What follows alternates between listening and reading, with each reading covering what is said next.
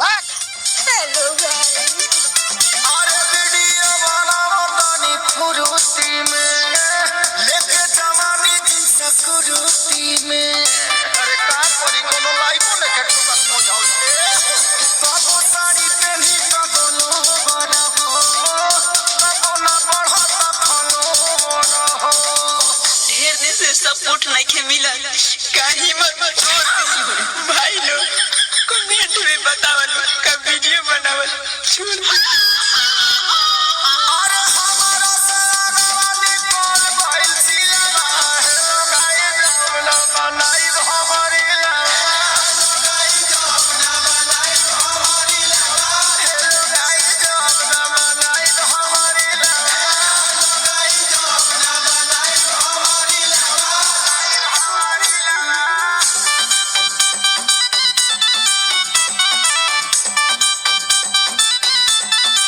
बहू है गरीब सपोर्ट कर दीजिए भाई। हेलो गाय जावना बनाई हमारी लवा गाय जावना बनाई हमारी लवा कोनो ये शिकारी स्टोरी ना लगाए माल नंबर 1 बाड़ू कमेंट ना आवे माल बढ़ावे लोग लाइक ना दबावे करी ना क्रिएट दादा देखा के पेट दादा फूल है गुलाब के सुगंध लीजिए। पत्नी है गरीब की सपोर्ट कर दीजिए। बहू है गरीब की सपोर्ट कर दीजिए भाई। कोई को भरा भखले रही जाके मंदिर लगा हेलो गाय जावना बनाई हमारी लवा गाय जावना बनाई हमारी लवा हेलो गाय जावना बनाई हमारी लवा गाय जावना बनाई हमारी लवा हेलो गाय जावना बनाई हमारी लवा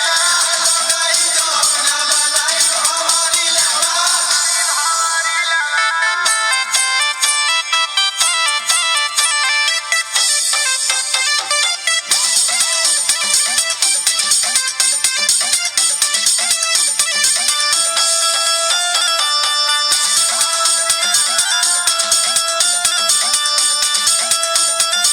अखिलेश के ढेर बाटे भारी वीडियो में काम कैसे दिखे सारी खोल के तू साड़ी देखा तो मदारी का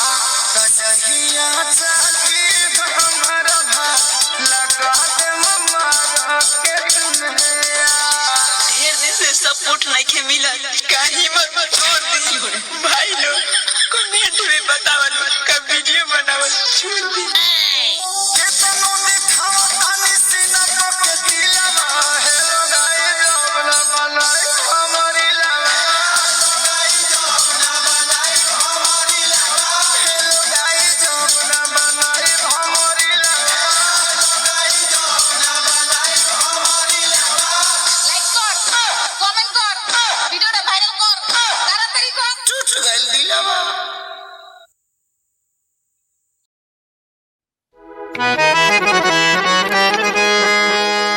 चाभी के लेके बैठल बानी आसन शासन तो हमरे नु चली ऐसा सुजी ढेर दीही न भासो दल नहीं राउर भूगोली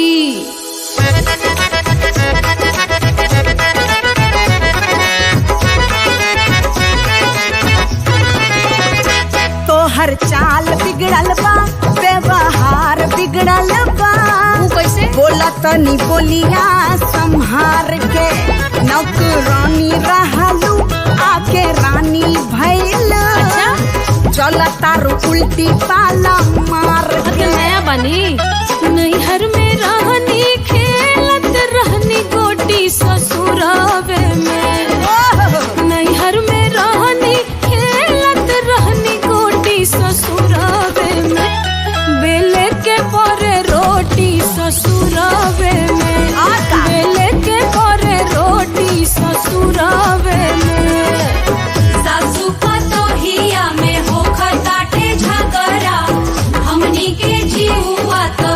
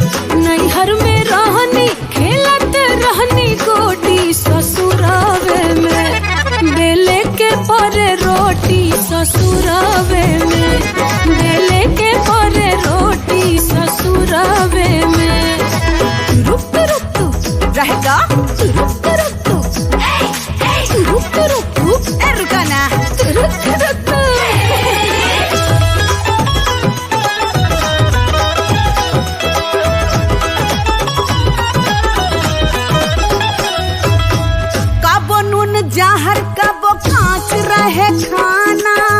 पलंग पर सूते लुकावा नो बहाना। झूठ बात बाई भइल ससुर